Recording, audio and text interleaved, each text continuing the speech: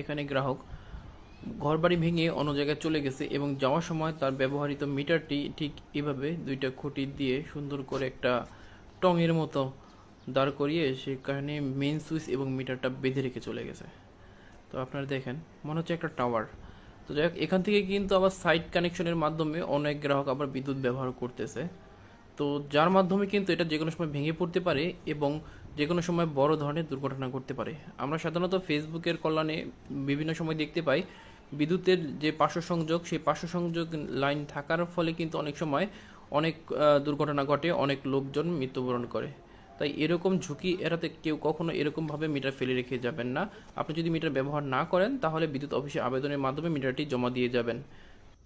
আপনার একটু সামান্য ভুল বা অবহেলার কারণে কারো জীবন বিপন্ন করার কোনো অধিকার আপনার নেই। তাই সকলের কাছে বিনীত অনুরোধ, কেউ কখনো এভাবে ঝুঁকিপূর্ণ অবস্থায় মিটার